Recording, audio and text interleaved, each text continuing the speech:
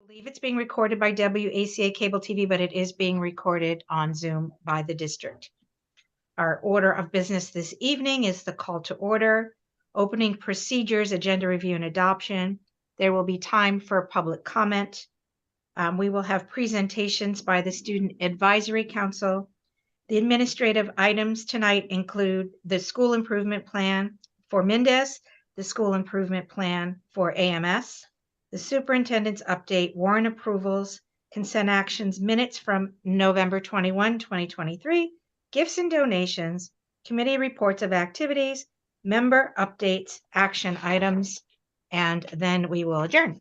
I'll just take the attendance and make sure everyone's okay with the order of business this evening. Tina? Here and yes. Paul? Here and yes. Aaron? Here and yes. Mark? Here and yes. Okay. Next, I will ask if there's anybody here from the public who wants to offer the school committee some comment this evening. I see some names, but I think those are all our students.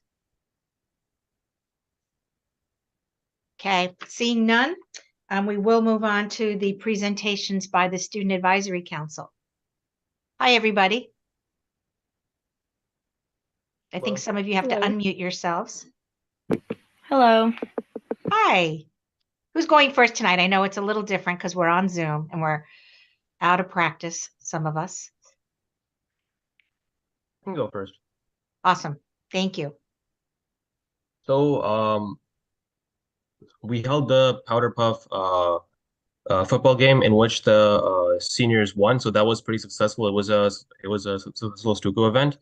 And the Red Cross Club also held a blood drive in which many people chose to donate blood. So that was one positive thing that occurred in the last few weeks as well.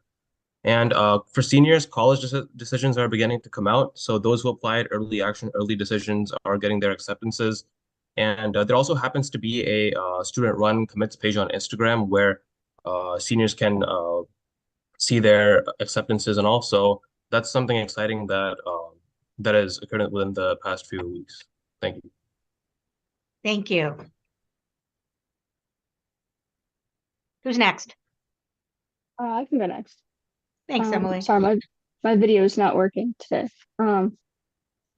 But so last week the band concert had their winter concert night. And so we got to play a lot of different holiday songs. And two of the band members read the Polar Express story for a lot of the young kids. We did a lot of advertising at the Warren School and at the Mendez School to try and get some more community involvement. And then last weekend there was the Illuminate Ashland around downtown where people could listen to and see different like arts programs perform. And so the new Bel Canto Society is the high school's new chorus club. So they performed then. And then tomorrow the chorus and the Bel Canto Society both have their winter performance concert at the high school. Excellent, thank you. Who's next? Vanessa? Yeah, I can go next. So just a little sports update. Now all of the winter sports are up and running, and both the boys and girls basketball teams, varsity and the JV teams, played Hawkington yesterday, and that was pretty successful. All teams showed pretty well. And the boys hockey team have a game tonight actually against Norwood that was at 3:45. And indoor track has been doing pretty well. They've had 2 meets so far. They've won tonight as well in Boston. And swimming will have their first meet tomorrow at Babson College versus Westwood. And wrestling is doing pretty well as well. And they had their first meet this past Saturday. And another update is also that we have our Clocker Idol, which is a singing and talent show, which will be on Wednesday, December 20th at 7 p.m. at the Ashland High School in the auditorium. And it's our 10th season, so that's pretty exciting. And we have 8 contestants, 5 judges who are teachers, and then it's a $5 ticket to get in, and you can either use cash or check. And if you're using check, you can make it out to the AHS student activities, and all the proceeds will go to the Ashland Emergency Fund. Awesome. Thank you. Idle is always a fun time. Karina, do you have anything? Yes. So on Sunday, we had a very successful student council pancake breakfast, and we raised a little over $1,000, and we had a really good turnout from the whole town. Everyone had a lot of fun, which was good. And then also the Ashland High School Theatrical Society just had their auditions for the upcoming musical Chicago. And we just started rehearsals, and the show is going to be on March 1st, 2nd, and 3rd. So that's really fun. Awesome. Thank you all. We appreciate it. Lots of good stuff going on. Anything else anybody want to add? And if not, you know the drill. You don't have to stick around. We know you have a lot of homework. You're good as well. Thank you. Thank Okay, you. thank Good you. night, everyone. Thank you. Thanks. you. Thank Good you. night. Good night. Okay, next up, Mindes, the school improvement plan presentation. Jenna. Turn it over to Jenna, and I think you have full access to share your screen, Jenna, okay?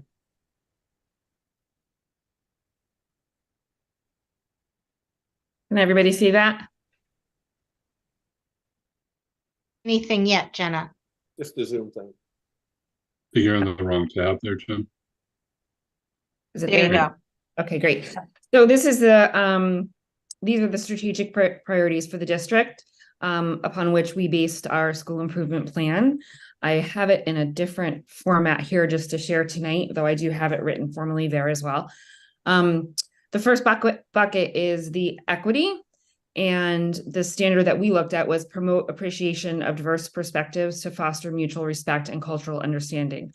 It's really developed as we've gone this year. We were able to join Adaptive X, which is a professional development company through the Department of Education. And they're really leading us through a small leadership team. There's 6 of us on it, through some modules so that we can then in turn work with the staff and develop a common understanding of what it means to be a culturally responsive school. It's a pretty big undertaking. And so far, I think I've really enjoyed the PD, and I'm excited to help our staff come on board with that. Are there questions about the equity piece?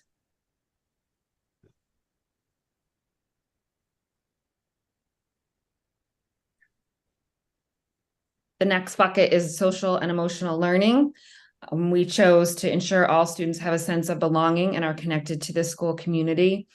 We spent all of last year as a faculty talking about how we wanted this to work. It was really important to everyone and to the site council that we continue to have multi-age, multi-grade learning in some way at Mindes, particularly with the new space in the new building. So this was a perfect one for us.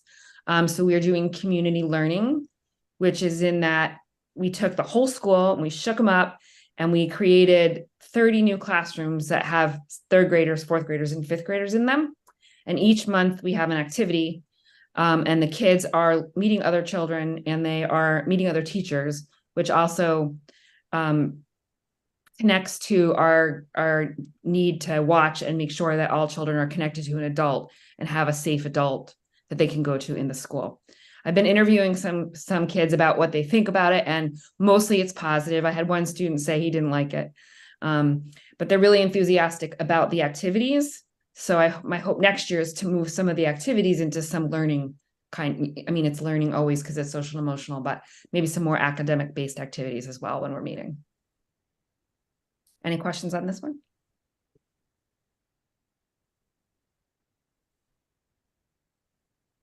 Resource management. This was a great one for us this year because of the new building. So our goal was to provide safe environments for all students and staff. And I have to give a lot of credit to Kate, who really nailed it in the fall in terms of coming up with plans for our arrival and our dismissal and communicating that with everybody at Mindes, because we were ready on that first day and the kids came in and they found their classrooms, and that was really exciting. So we have all of our plans in place, all of our routines are working. We've done the practice for some of the drills, and I'll continue to work with the safety committee to make sure that we're up to date and doing all the right things there. This one will definitely change for the following year. And finally, curriculum and programming. We chose to improve student learning, curriculum, and consistency of instruction aligned to the vision of the graduate across grades.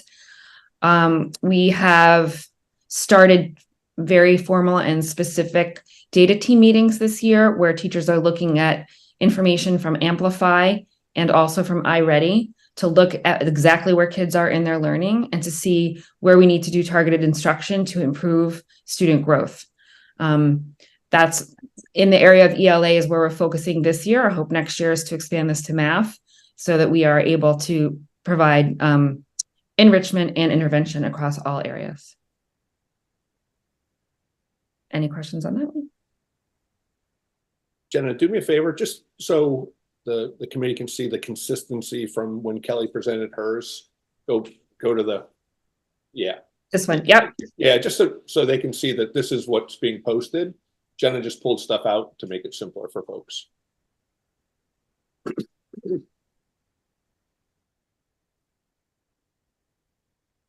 And we did all get that document earlier today, so hopefully everyone had a chance to look at it. And if you have any questions on those details, now would be the time. Everybody good? All right. I'd like to just also thank my site council and Kate, because it's been a lot of work and it's been going really well. Well, I hear somebody, but I can't see who's talking.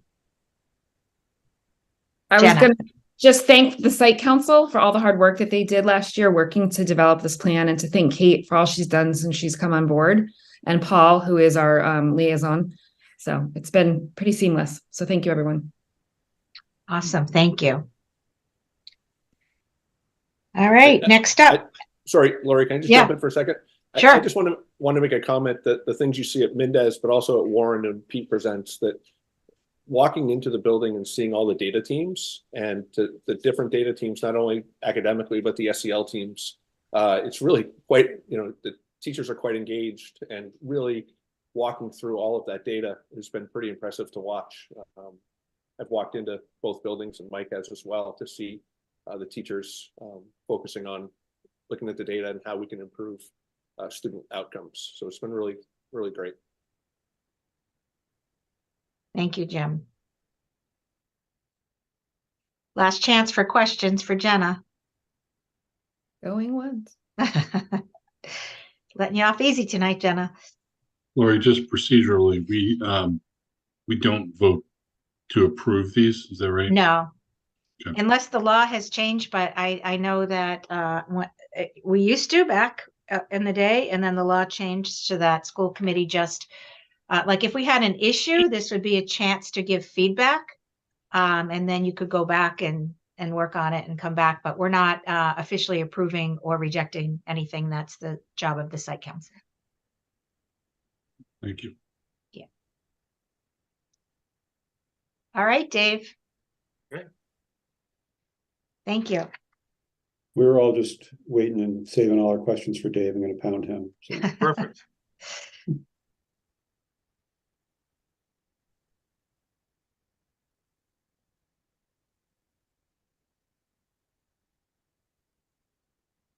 Does that work? Yep. Yep. Okay. Okay, so similar to Jenna, just front page, we based our school improvement goals on the district strategic priorities and objectives. Most of the goals that are on the template are new goals for this year. We did have some that do repeat, but a lot of them are goals that things we're implementing this year. So under the equity priority, is something we have been doing, that we want to continue to create individualized student success plans for all students who do not meet expectations on MCAS tests. We are expanding those this year. After the new year, just going to be meeting in our teacher teams, talking about what those plans are, how would adjust plans to create them for all students. So that's something that we're going to be discussing. We have been creating ISSPs now. I want to say this is year 4, maybe year 5 that we've been doing them. So we feel they've been successful. Those get mailed out after Thanksgiving for those families, and we'll be working on that the second half of the year for the template for all students. Hey, can I just ask you generally, I don't want to take us on a sidetrack, but just how that's going, how families are responding to that process, and you know, I'm curious any feedback you have on how the ISSPs are going. Yeah, so it's going well. I mean, they were mailed to families around Thanksgiving. I don't know how many families reach out. So the letters say to those families, you know, here's MCAS scores, here are some of the interventions that the team has talked about that they'll be implementing. And of course, we want to reach out to families to see if there is something that they feel would be helpful, something that should be part of the plan, knowing their child the best. So I know that there are some parents who have reached out to teachers and had questions around exactly some of those interventions or you know, what that process looks like. Some of the questions were more, we created them for anyone not meeting expectations, and some reached out where their child was one question away from meeting expectations, but just on a process, we did those for all students, so it was difficult to draw a line, but I think just feel it's going well. You know, those interventions, they're working with those students.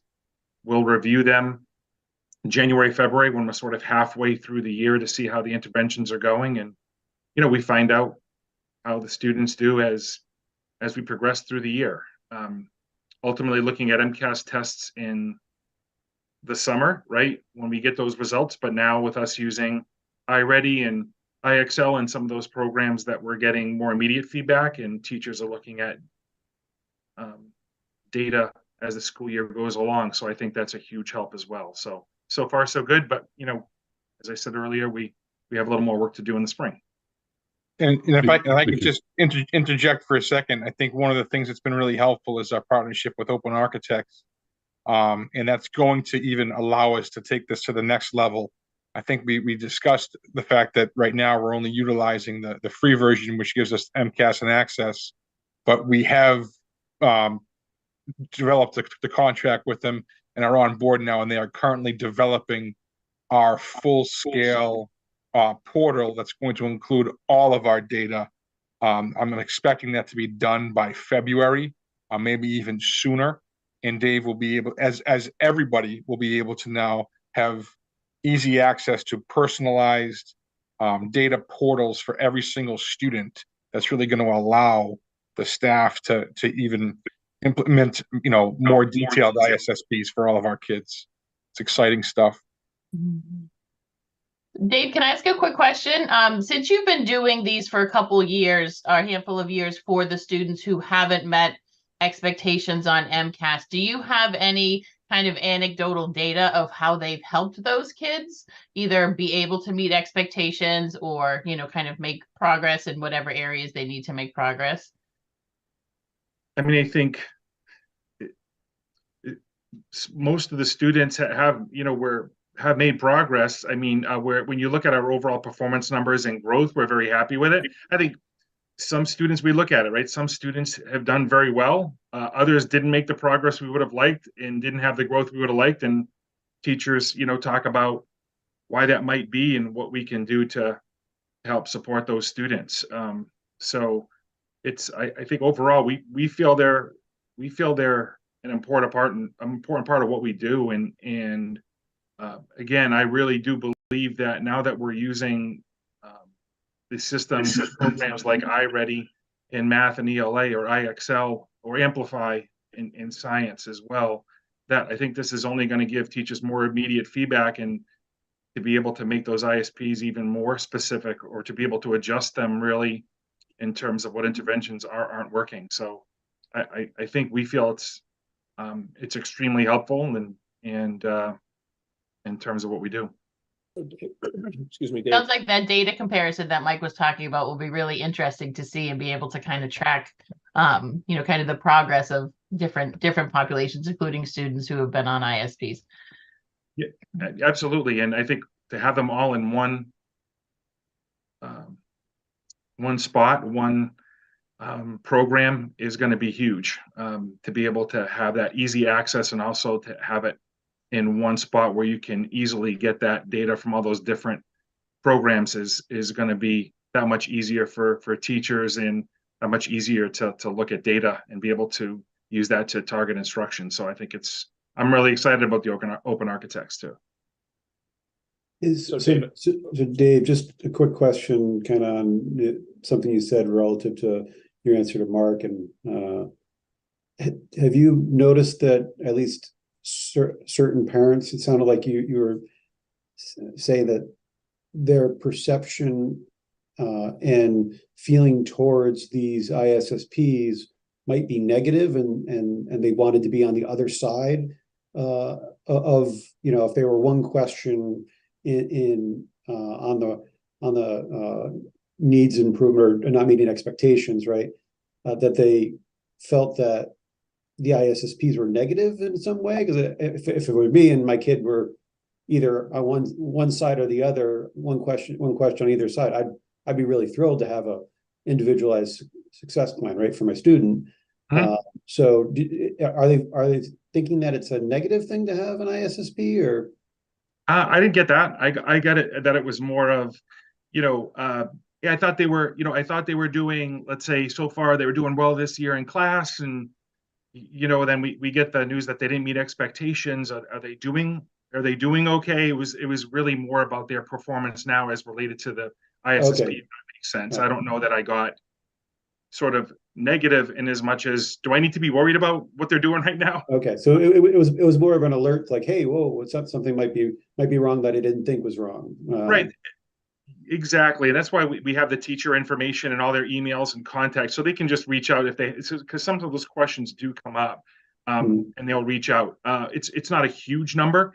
Like I said to you, it might be a couple of parents who have those questions, but I don't know if it was I wouldn't view it as negative in as much as I think they're doing okay. Yeah. Is that the case? And so sometimes it's teachers talking through, hey, they're doing great. They're right on track, working hard this year. So I know there were some of those exchanges with teachers. Okay. Yeah, it was more just wanting to make sure that, if we can, somehow help them see an ISSP as a positive thing, regardless of where they are, right? And I think, Paul, that's why moving to try to have or having all students receive those, right? So it would be everybody receives those. It's just a question of what was their performance last year and what are some of the things that we are looking at regardless of that performance. So I think that may take that, that misunderstanding away. But I think a lot of what we got was more about they wanted to make sure that students were performing well this year to date. And from those parents who reached out, they were. So I think it was just having those questions. Yeah. Great. Yeah. Dave, can I ask you one more question?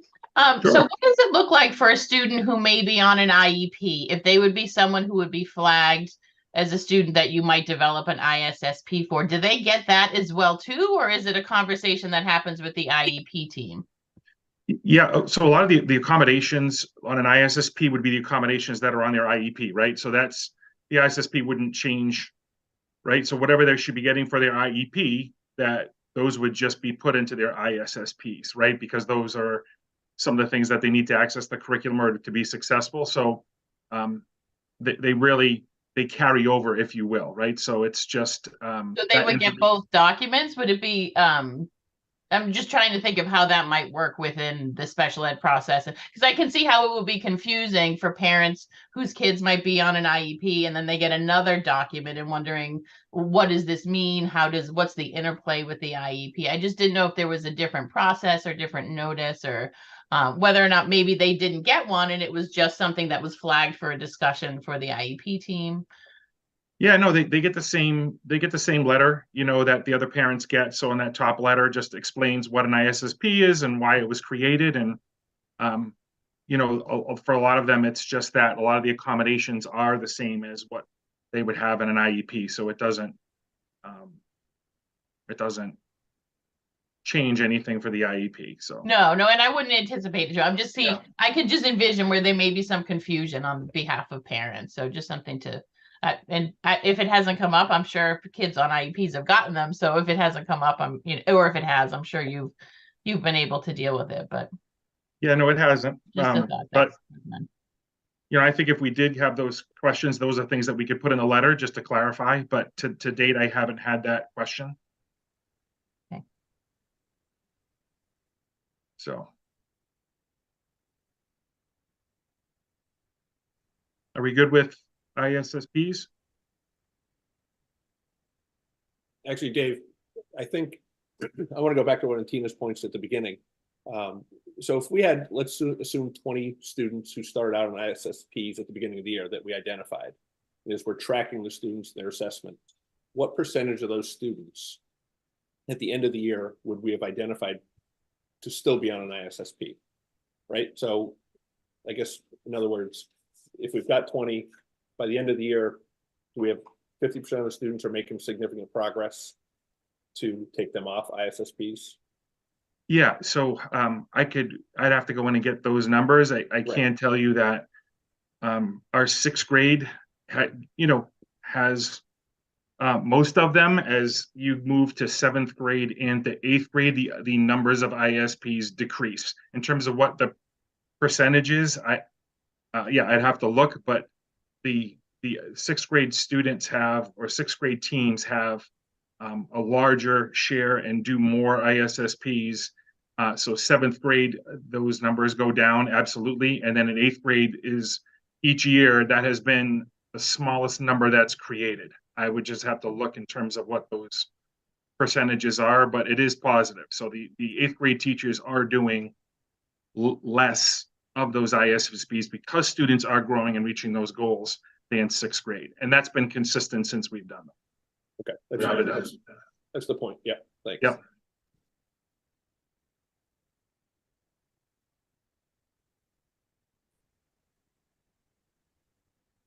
Okay, so for the next one was just around math placement, and just as part of the math vertical team, we're having conversations around the math placement process.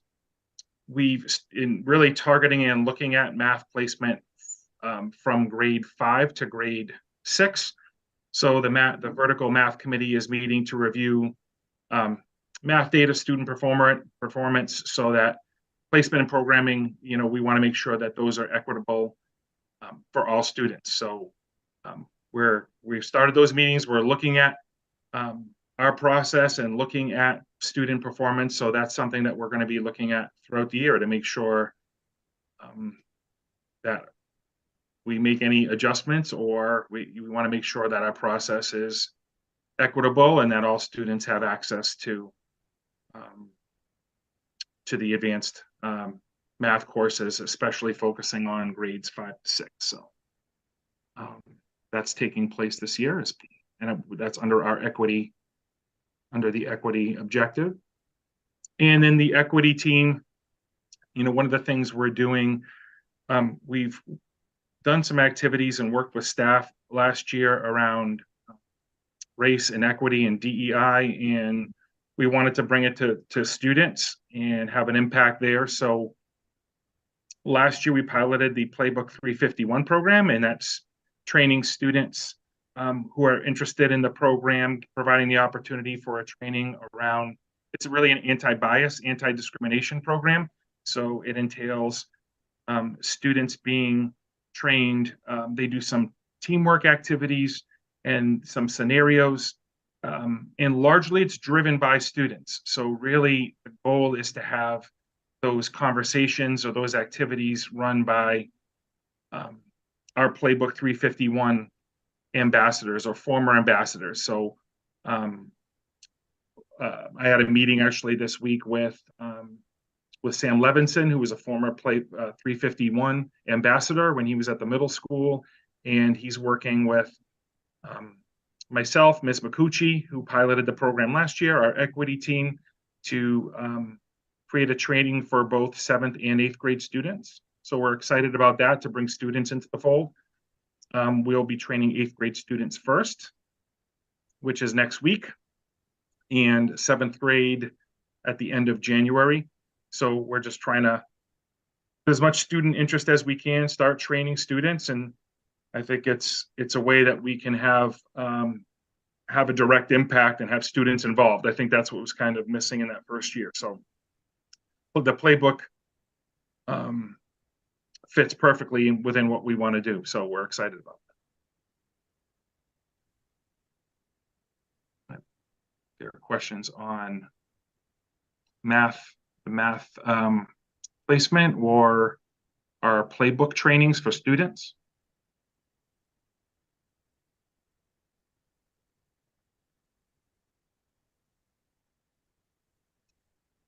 The second strategic priority is with it being SEL, something that has been happening, and we're excited that our guidance counselors monthly deliver lessons to students in all 3 grades. They've started sending home a SEL newsletter where families can get a background on what they've been doing in terms of the lessons. They're including parent tips or strategies that relate to those presentations. So just listening to the counselors after the first 2 months, they said they're excited. Students are doing an amazing job with it. They're participating, and it seems like they really feel like they're getting something out of those conversations. The last lesson was around digital citizenship. It's certainly always timely. So those are going really well, and we'll continue to send those updates out to families. I think that's an important part to it this year. Programs we're still running for this year, the Signs of Suicide program to be delivered in 8th grade. That will be happening after the break. I did connect with Decisions at Every Turn. We'll also be providing the Minding Your Mind program to 7th and 8th grade students. We did that last year as well. So what is that program, Dave? Say that again. What is the Minding Your Mind program?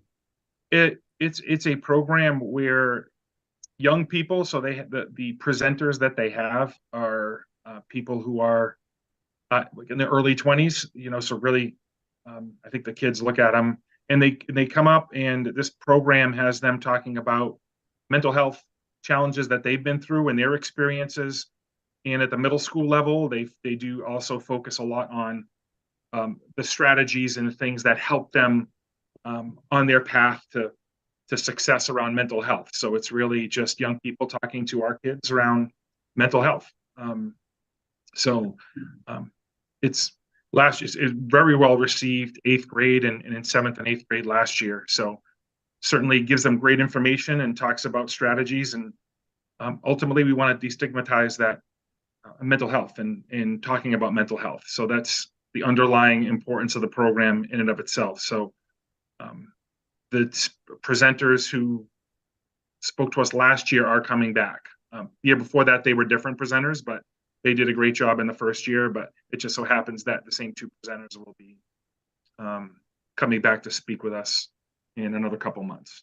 So, but it's a great program. I think it's very happy with the way it's been received. So.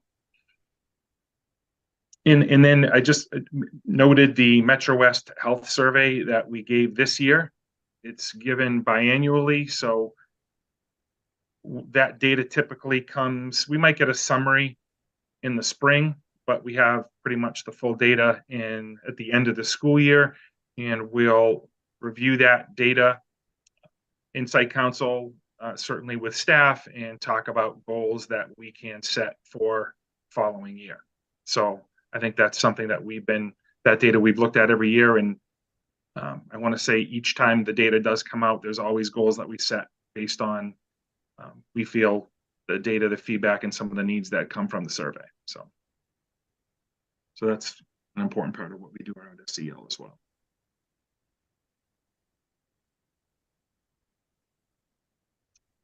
Questions on those? So we had the SEL lessons, SOS, Minding Your Mind, and we just did the survey last month, and again we'll get data in 3 or 4 months.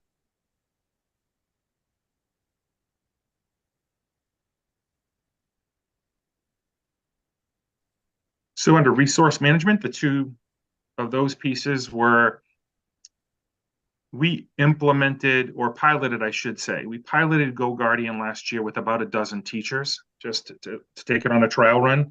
It went very well. All the teachers, a lot of positive feedback, and we're using that. Our teachers are all using that this year. And that program is really about monitoring online use when students are using Chromebooks and working in the classroom. So we provided a training at the beginning of the year. Truth be told, it was a brief training. It's pretty intuitive. And the teachers who piloted agreed with that. It's really easy to use. And I think people within a few weeks felt like they had a grasp of it and were using it. And I now we're really comfortable with it. So there's a lot of positive feedback from teachers on Go Guardian. Hey, Dave, have Yep. we gotten any feedback from students on Go Guardian? They don't like it. There's a reason why I asked.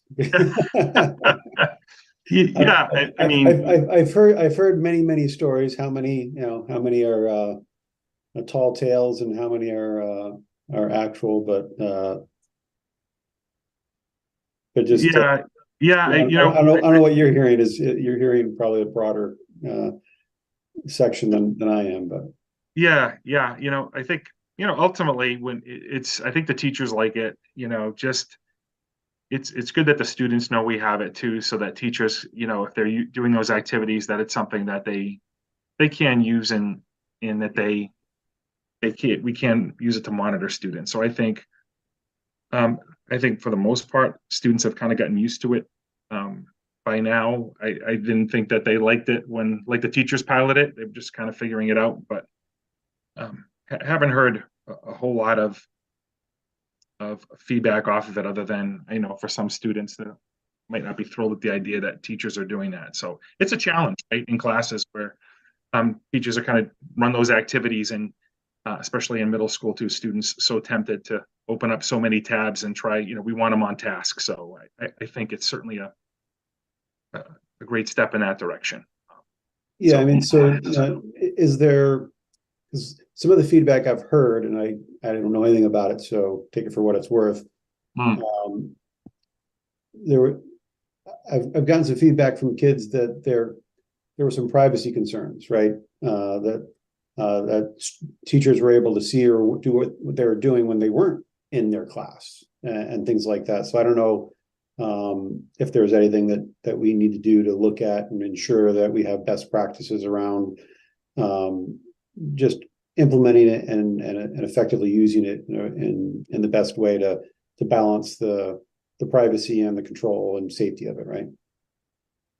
Yeah, I mean, in talking to teachers, they're using it when they're in their classes. So, in terms of it being turned off, or if students are taking their Chromebooks home after school, I can't speak to that, but I know that teachers are using it. They're actively using it when students are in their classroom.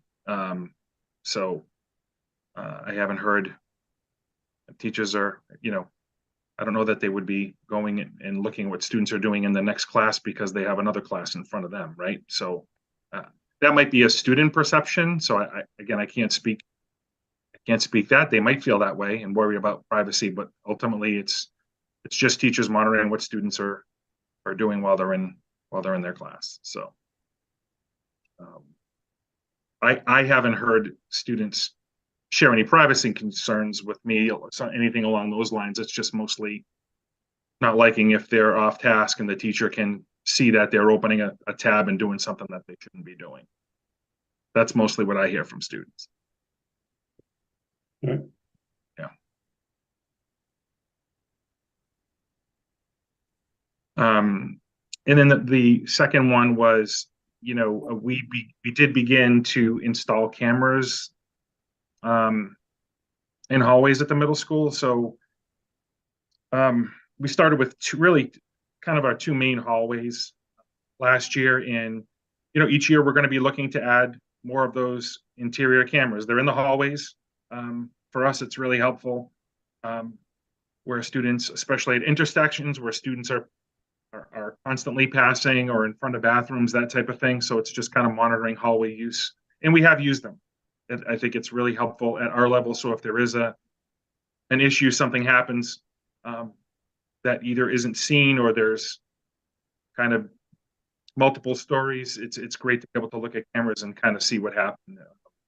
So we'll be looking to add cameras as we continue to move forward. You know, there's a lot of hallways, so we're starting with the main hallways and we'll go from there. But I think it is really helpful to have those cameras up and maintain safety, and everybody knows those are there, which I think it's a good thing. So we're going to continue moving forward with that, but this is really the first year that we've had those. We've had exterior cameras, but we have not had hallway cameras until this year.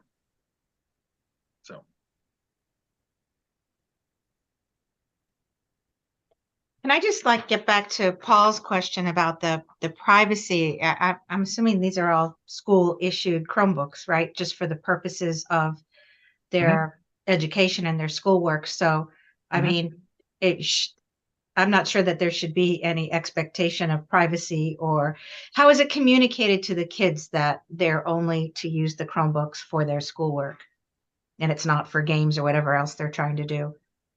Yeah, that's by teachers. It's being, and it's, you know, that's the acceptable use policy as well. They should be using it for school purposes, and the teachers are constantly reminding them that that's the purpose of it. So yeah, as I'm just thinking, I mean, if it's a tool for education provided by the district, then there really shouldn't be any expectation of privacy. Well, so I don't think this is the appropriate time, but I don't agree with that at all, because just because it's a district tool does not mean that teacher A should be able to track what I'm doing whenever she wants, right? So it's the same way that teacher A shouldn't have access to the students' emails. That's a district thing. And the district as a whole has access. So through Paul Carpenter's group and stuff like that, for the right reasons, we can get access to it. It doesn't mean that teacher A should have access to everything that the students are doing whenever they're doing it. So there's just because it's a district resource doesn't mean that every district employee should have access to look at what they're doing when they're not doing something contextual to that class. So that's not my understanding of the implementation. I thought it was when students are being asked to do a specific task on their Chromebook, that then and only then pretty much the teacher would bring it up and just make sure the kids aren't on YouTube.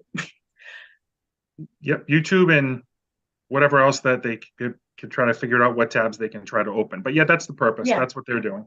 Yeah. And the teacher, if they go into another tab, the teacher can actually go in and close the tab. Like, so if I went on YouTube and was watching a video, they can go in and close the tab and then say to the student, focus on your work. So I think the teachers do find it. They do find it helpful, and the students knowing that it is helpful to try to rein them in, because it's difficult. A lot of times the seats are in groups. They're all facing in different directions. It's challenging for teachers when they're using the devices to keep them on task. So. Yeah, we need, with the shift in education and the leveraging of technology, there will also be a shift in the tools that help us manage it. And, you know, we first had iPhones, there were no controls on them. Now we have parental controls. I don't see this as any different. And like I said, I don't think this is the time for it, but the intent isn't what I'm complaining about, or even bringing it up as an issue. That there's no controls saying that teacher A can only use it for that reason, or only use it at that time, right? So, but again, that's a topic for a different time. Okay. Well, questions on cameras too? Just again, for us, it's new. We just started it this year, and we're going to continue to work to. Just you, Dave, on the cameras, when you think about years past where you haven't had them and you've had incidents, and are you feeling more supported as a administrator and able to deal with things better now having them? Yes. I think especially at our level too, where you try to figure out an issue. Let's say if something happened and maybe there was an issue, a student was hurt or something happened, and you talk to 4 students and you get 4 stories, that's challenging. And you want to ultimately make sure you're having the conversations you need to have. And if there was a safety issue or something happening, we want to make sure it's addressed. And it's hard to do that sometimes if you don't exactly know what happened. And it certainly helps out with other pieces as well, whether it be, if you're worried about vandalism, you're worried about people being in areas of the building they shouldn't be, things of that nature. So I think it is really helpful. I know that Mike Morrow, my assistant principal, I know he likes it sometimes where it's helpful to not have to talk to 10 students if it's in an area where there's a camera, and he can just kind of, okay, that's what happened, and move forward from there. So it's great for safety, and I think it's great for us making sure we address the situation properly. And I think it's also a huge time saver too, where it can take a long time if you have to talk to 7, 8, or 10 students in one of those areas. So no, I think I like it. I know if he was here, he would tell you he likes it. Jenna and Kate can tell you how much they appreciate the cameras. Yes, they do. Yep. Just anecdotally, I mean, I know at this time, well, not December of last year, but last fall, there were TikTok challenges that might have exacerbated things. But do you feel like you've seen a reduction in vandalism as well because of them? I would say yes. We didn't have there wasn't a significant problem with vandalism until that TikTok challenge. That's really where we saw a lot of our issues around that time.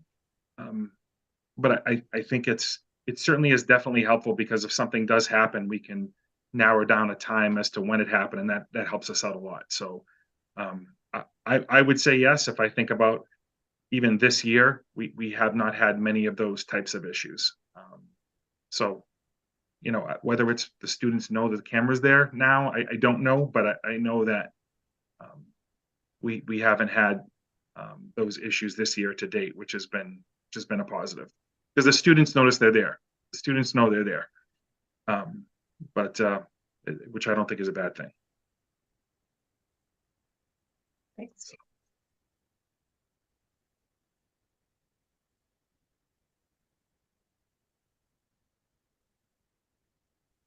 In the last priority, for just under curriculum programming, we are using new software this year. So for our science department, that is Amplify. So this is the first year where all 3 grades are using the same software. So teachers were trained to use the Amplify science program, and those are being implemented in all grades. So again, I think the great thing about that is in terms of being able to assess students along the way, have them use that as benchmarks, and be able to see and apply that data and how students are doing is a huge positive. So I think it's a lot. It's a new software program. I think the science teachers do like it. I think it's adjusting to that and figuring out what they want to use more of, what they want to use less of. But I know in using the program, they see it as a positive.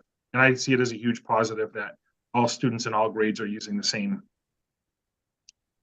program. So that's one of the programs, as well as, I think I put it down here as well, and that's iReady.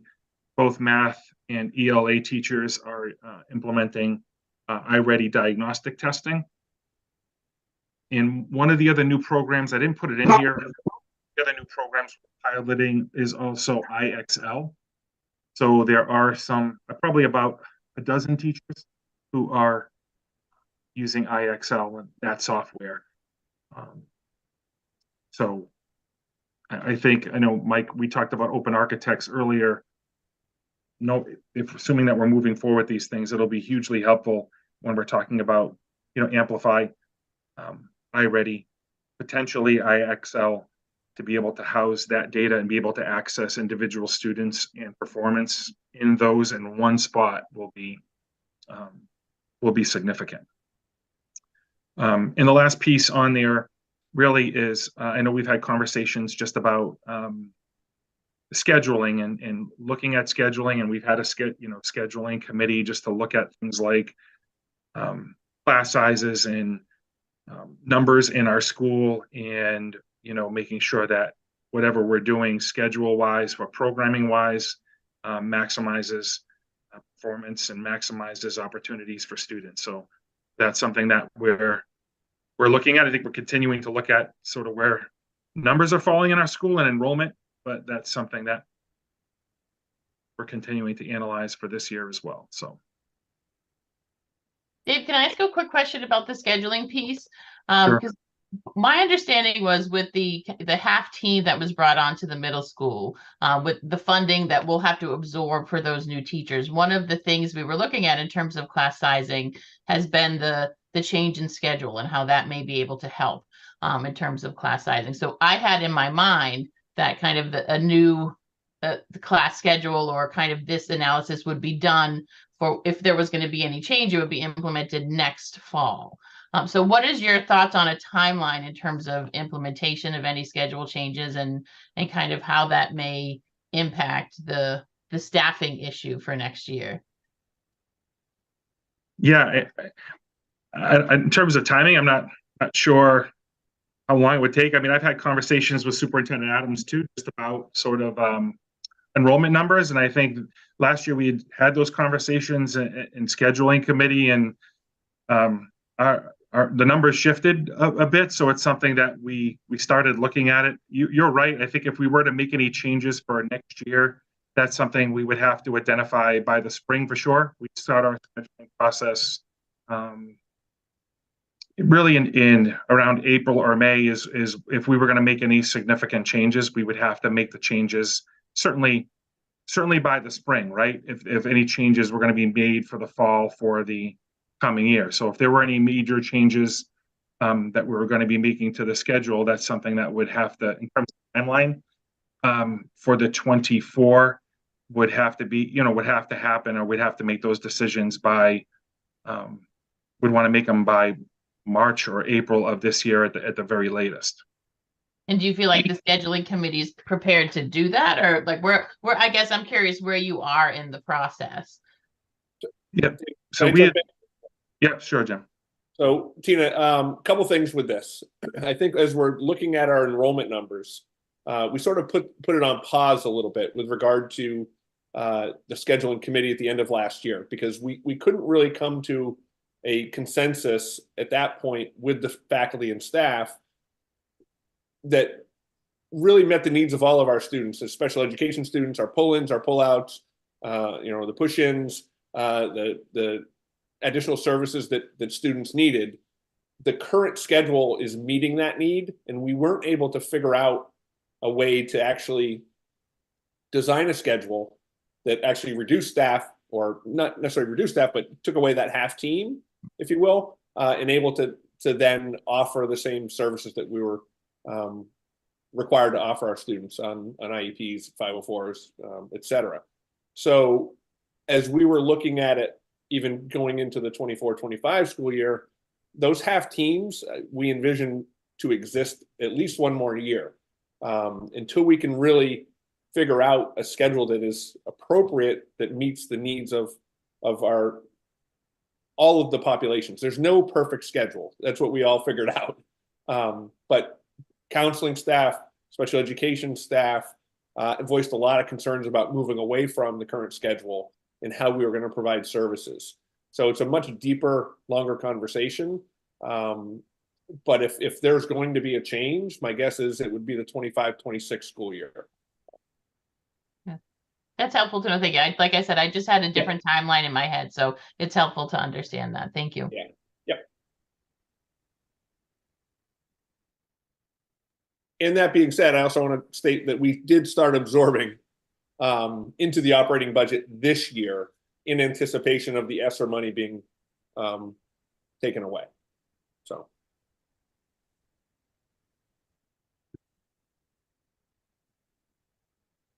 And that was the last piece of curriculum and programming. Any other questions for Dave?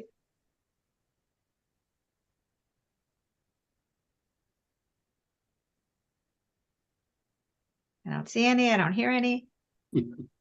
Thank you, Dave. Thank you to the middle school site council and the Mendez site council, and to all of you it's great to see like the consistency in the reports and everything trailing back to the district goals that we had set. So great work, everybody. Thank you. So last chance for another question, and then I'm going to move on to Jim for his superintendent's report. Okay, Jim. Dave, can you stop sharing? Yep. Thank you. Just a couple things. One, I've done this in the past, and it's nothing I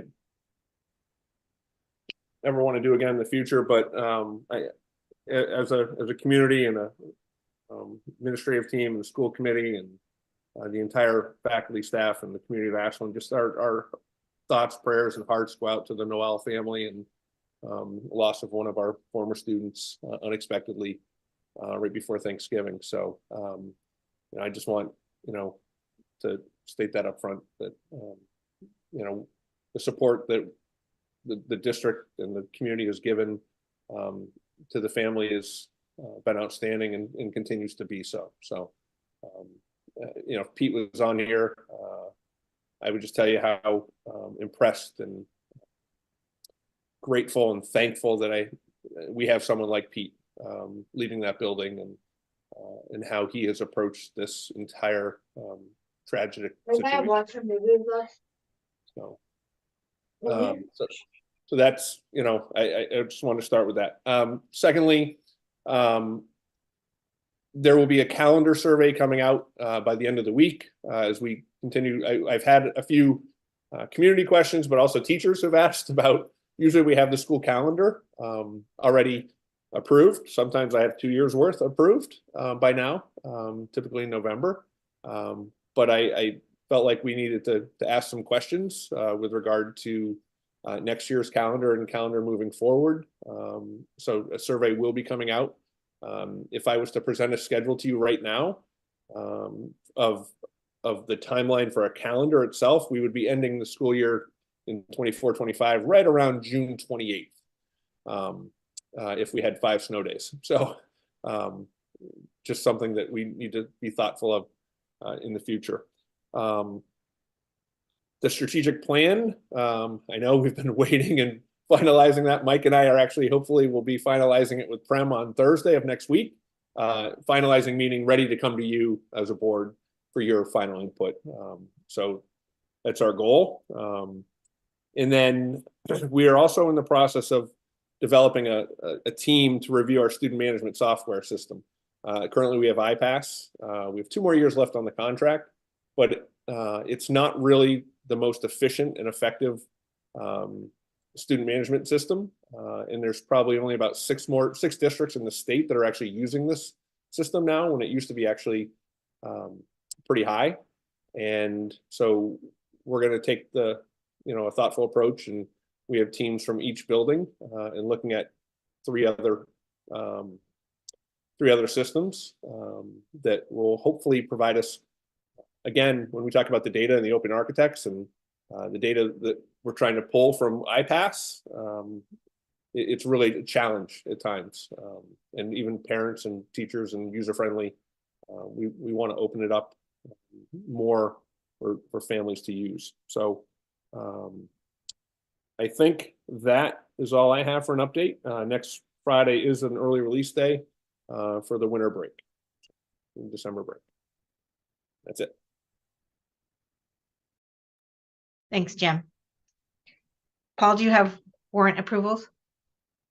I do. Between November 21st, 2023 and December 13th, 2023, I, Paul Kendall, authorized by my signature payables in the amount of $815,789.07. This includes general fund expenses of $516,614.87, revolving expenses of $296,840.83, and grant expenses of $2,250, and meals tax expenses of $83.37. Thank you. Minutes from November 21, 2023. Does anybody have any recommended changes? Seeing none, hearing none. Who has a motion? I move to accept the minutes as presented. Second. All in favor? Mark? We got to do this one by roll call. But yes. Erin? Yes. Tina? Yes. Paul? Yes. Okay. And then gifts and And donations, Jim? yes for you. Right? Oh, did I not say Paul? No, and Yes yes for me. Yes for you. You just kind of raised your hand like you're. Yes. Gifts and donations. Yes, we have a few. I'm going to lump up. We've got like 15 that donate to the Helping Our Own Fund. So I'm just going to lump those all together. $660. We have a $3,000 donation to the student travel expense from Kristen and Michael Worster. We have Planet Aid, $210.35 for miscellaneous gifts and donations. And Massachusetts Institute of Technology, $2,200 for miscellaneous high school gifts and donations for a total of $6,870.35. Thank you. Do we have a motion to approve those? Move to approve as presented. Second. All in favor? Mark? Aye. Erin? Aye. Tina? Aye. Paul? Aye. Aye. And member updates. We're at the end. Who's first? I don't know who's first. I don't know who's first, Lori, but can I go last? Absolutely. Thanks. I'm happy to go first. All right, go Tina. Or you can, Mark. We'll fight Well, over my it. update was going to add no update, so there, it's not going to.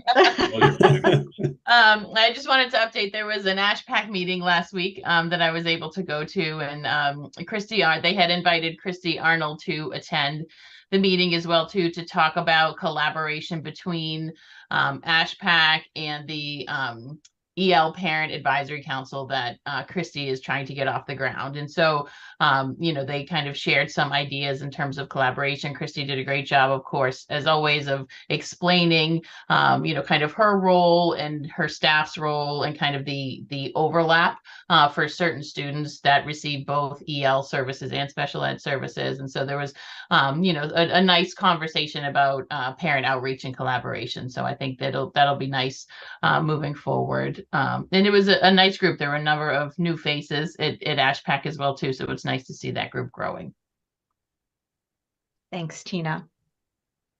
I'll share next. I've only gone to the Warren Site Council since we last met, but we had really great communication there about communication. There's a parent on the Site Council who has dual citizenship and her husband has dual citizenship, and she had put together an excellent PowerPoint about communication from that point of view, reaching out to our immigrant communities or, the groups that we've talked about for all these years about trying to reach. And I thought that her presentation was really well done.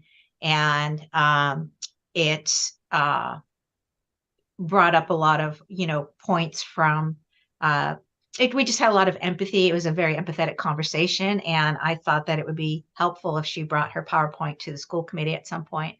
So if you guys also would think that would be useful, it's a really great parent perspective and it opened up some really great conversation. So I'd like to add that to an agenda in January, if that sounds good to all of you.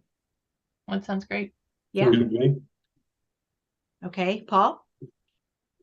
I know there's several things I'll probably forget. I think the big one is, I think I mentioned to the group before that the legislature had approved $100 million funding to the MSBA to provide some additional funding to projects that were adversely impacted by the pandemic. And so we had some estimates. I think I threw out there that we expected it would be around $3.4 to $3.8 million or something like that. Happy to report we just received the updated convoluted spreadsheet that they use, but the end result of it is that we're going to receive $5.57 million more from the MSBA.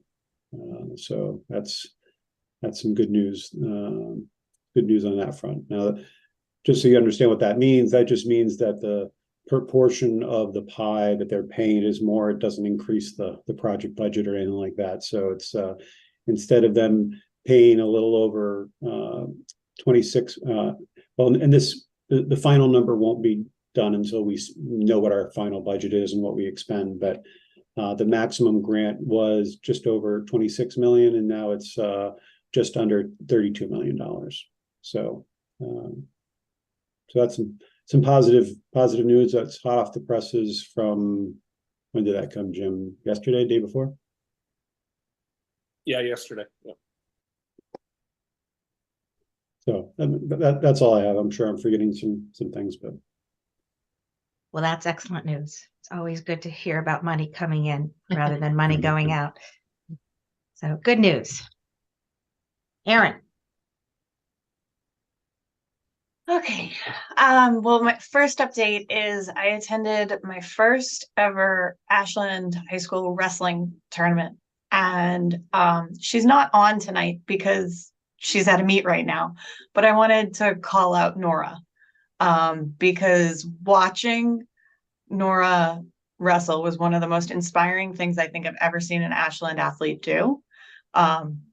And then not only to have wrestled and just lost a really intense match, and she was in the stands and then immediately saw one of her teammates was wrestling.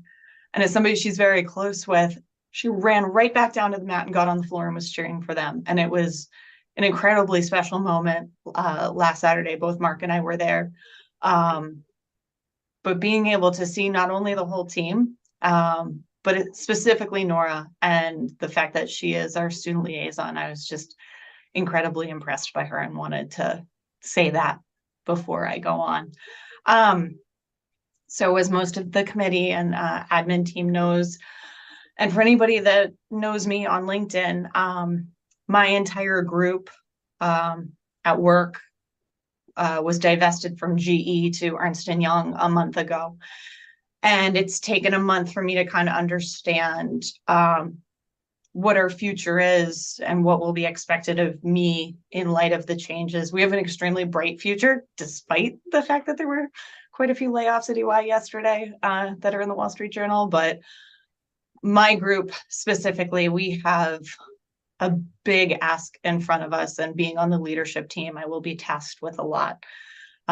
I've served on this committee for 8.5 years, and I have loved the relationships that it has brought. I have so much respect and admiration for the intellect, the empathy, the capability of everybody here. But I also know in times past when I have tried to balance too much or pull myself too thin, lots of different things have happened while I've served, that it's been not only a disservice to my family or to my work, but it's not been the best. I know I'm going to be in the office a lot, and I'm going to be traveling a lot, and I won't be able to give this what it deserves anymore. And so with that, tonight is my last meeting, and I'll be tendering my resignation effective immediately. The few people that knew about this have already said, oh, well, hey, now you can run AEFI. And I was like, no, absolutely not. The only thing I will be doing from a volunteer perspective for a while is being the kids' night out face paint lady for 2 more times. And then my career with that is also over. But it has been, sorry, still sitting off camera holding my hand. It has been an honor serving with you all.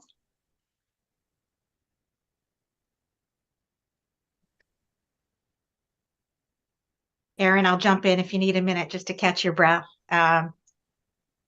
Thank you for, 8 years volunteering on this board. Everyone here knows what's involved in that.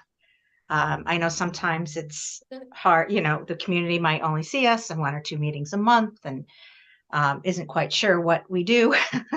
But I know that you have put your whole heart into wanting to make this community better. And thank you for your service, and thank you for, it sounds like you're going to be having an exciting new job, and you'll have the ability to give that the attention, and your family, and I just wanted to thank you for your contributions and wish you the best. I'm not going to say goodbye. I'm pretty sure we'll see you again, and we'll figure something out in that regard. But thank you. Yeah, I'm not going to say any better than what she just said. So I'll just say thank you as well, and ditto what she said. So. Yeah, and I want to join in that too, Aaron. It's been, you and I didn't know each other really before we started serving together, and which was very close in time. We both joined the committee at about the same time, and it's been a pleasure to become a good friend. And thank you for everything you've contributed to to our group as a committee, as a team, broader than just the committee, but to our community more generally. Thank you. And I've served with you the shortest amount of time, but thank you, Erin, for all that you've given, your time and effort to the school committee. No doubt that you're going to continue to find other ways to be involved. But it's when you need to take the time to make sure that you have time for your family. We all understand that. And so, I wish you a ton of luck in your new position. I'm sure you're going to knock it out of the park. And like Lori said, this isn't goodbye. But thank you for all that you've done. And I'll jump in just from the administrative side, Aaron. It's always a balance, right? When you have someone come aboard, and you've been with me 10 years, my entire, just about my entire tenure as superintendent. But when folks come on to a board such as this with children within the system, it's that balance of trying to figure out, okay, how do I be an advocate for my child? How do I be the leader I need to be from a school committee member? And you always kept that in balance. So I don't think any one of our administrators felt as though you crossed a line with us or with them as a parent versus a school committee member, which takes a lot of work, because I know in many districts that happens all of the time. And so thank you for that. And I think that's a model that I hope everyone can continue to follow. And our board does that. I'm not saying it doesn't. It's just, I want that to be known that you've done that as well. So.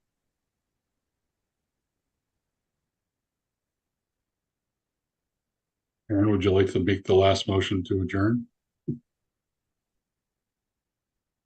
I move to adjourn. Second. All in favor? Get a roll call, I think. Paul. Aye. Tina. Aye. Mark. Aye. Me. Aye. Erin. We'll be in touch. We're going to get together and celebrate you. And Erin. Aye. My final aye. Thank you. Good night, everybody. Thanks, Good night. everybody. Bye. Next meeting, January 10th. Sorry, I had to put See it you on the then. recording. Put it on the recording. I got it. All right. Recording stopped. Thank you.